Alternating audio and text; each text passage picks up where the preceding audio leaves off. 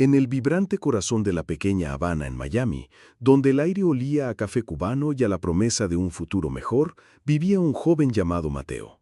Su vida era un lienzo pintado con los colores de su herencia, su pasión por la cocina y el amor inquebrantable de su madre, Elena. Mateo no era un hombre de grandes ambiciones. Su sueño era del tamaño de una pequeña cocina, un restaurante propio donde pudiera servir los platos que su madre le había enseñado, platos que contaban la historia de su familia. Cada día, trabajaba como jefe de partida en un bullicioso restaurante, sus manos moviéndose con la precisión de un artista, su corazón lleno de una calma que provenía de saber exactamente quién era. El hijo de Elena, un joven orgulloso de sus raíces latinas, un hombre cuyo valor se medía en su trabajo duro y en la sonrisa de su madre. Elena era su mundo entero, una mujer digna y fuerte que había trabajado sin descanso para darle una vida llena de amor y cultura, protegiéndolo de las durezas del mundo con la ferocidad de una leona. Cuando Mateo la miraba, veía el reflejo de todo lo bueno en su vida. No necesitaba nada más. Su identidad estaba anclada en la tierra fértil de ese amor, una identidad tan sólida y real como el suelo bajo sus pies. No sabía que estaba a punto de descubrir que ese suelo era en realidad un abismo, y que toda su vida había sido construida sobre el más profundo de los secretos. El quiebre de su mundo no fue una explosión, sino el frío y estéril pitido de un monitor. Elena había sufrido un ataque al corazón, un evento súbito y aterrador que había puesto en pausa el universo de Mateo. Durante días se sentó junto a su cama, sosteniendo su mano, susurrándole palabras de aliento mientras ella flotaba en un mar de sedación y medicamentos. Fue en una de esas largas noches, en el silencio sagrado de la unidad de cuidados intensivos, cuando Elena despertó. Sus ojos, nublados por el dolor y el miedo a la muerte, buscaron a Mateo. «Mijo», susurró, su voz un hilo frágil. «Hay algo que debes saber». Mateo se inclinó, pensando que eran instrucciones sobre facturas o la casa, pero las palabras que salieron de los labios de su madre no fueron sobre asuntos terrenales, fueron una confesión que destrozó la realidad. «Tu padre no fue el hombre que te conté. No fue un buen hombre de nuestro país». Hizo una pausa, luchando por respirar. «Fue hace mucho tiempo. Yo trabajaba en uno de sus hoteles. Era poderoso, carismático y peligroso. Tu padre biológico, Mateo, es Donald Trump». El nombre cayó en el silencio de la habitación como una bomba de neutrones, aniquilando todo lo que Mateo conocía, dejando intactas solo las paredes.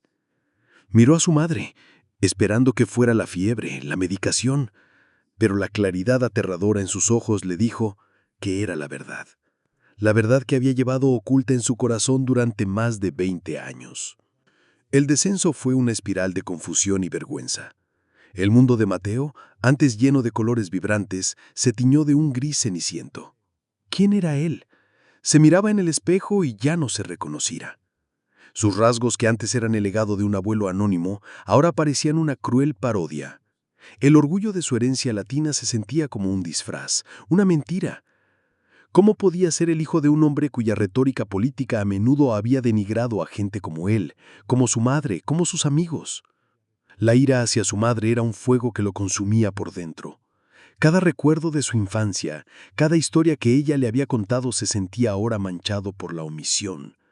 El amor que había sido su ancla ahora se sentía como una cadena. La tristeza era un océano en el que se ahogaba. Su sueño del restaurante, que antes era su faro, ahora parecía una tontería infantil. ¿Cómo podía celebrar sus raíces si no sabía cuáles eran realmente? Se alejó de sus amigos, incapaz de explicar la guerra que se libraba en su interior. Y se alejó de su madre. La visitaba en el hospital, pero sus conversaciones eran forzadas, llenas de un silencio que gritaba la traición que sentía. Elena, recuperándose lentamente, podía ver el abismo que se había abierto entre ellos, y el dolor en sus ojos era casi tan grande como el de su propio corazón enfermo.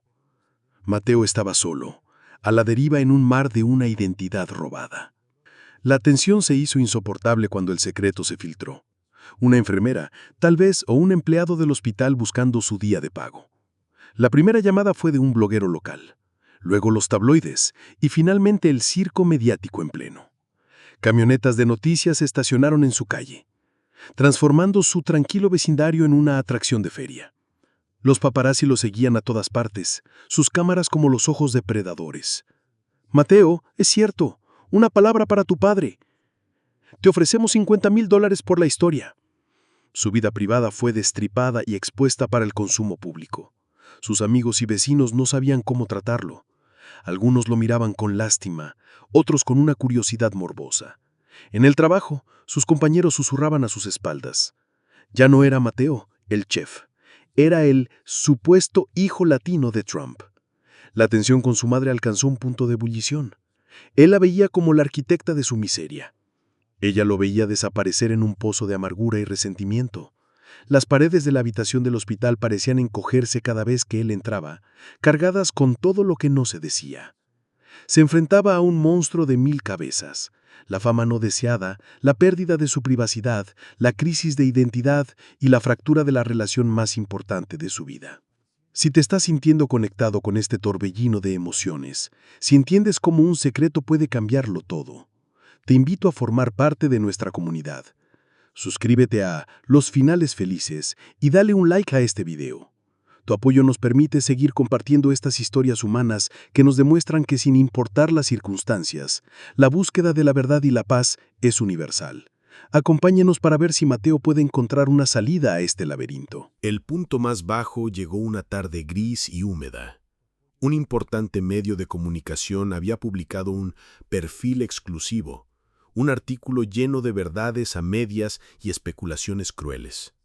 Habían desenterrado fotos de su infancia, entrevistado a vecinos lejanos y pintado un retrato de él como un oportunista o, peor aún, como la patética nota al pie de página en la vida de un hombre poderoso. La humillación fue total. Se sentía desnudo, diseccionado y etiquetado ante el mundo. Lleno de una rabia ciega, fue al hospital. Su madre estaba sentada en un sillón, mirando por la ventana, luciendo más pequeña y frágil que nunca. Él irrumpió en la habitación, con el periódico arrugado en la mano. ¿Estás contenta?, le espetó, su voz temblando de furia. Mira en lo que me has convertido, en un chiste, en el hijo bastardo latino del que todo el mundo se ríe. Las palabras salieron de él como veneno. Me quitaste un padre, sí, pero ¿para qué? ¿Para darme una vida de mentiras? Hubiera preferido no saber nada. Hubiera preferido que no fueras mi madre. La crueldad de su última frase quedó suspendida en el aire. El rostro de Elena se descompuso. No lloró. Simplemente pareció marchitarse, todo el color desapareciendo de su piel, dejando solo una máscara de dolor insondable. Esa imagen, la del espíritu de su madre rompiéndose por su culpa, fue más dolorosa que cualquier titular. Salió corriendo de la habitación, de la clínica, de su vida. Esa noche caminó sin rumbo por las calles de Miami, un fantasma atormentado por su propia crueldad.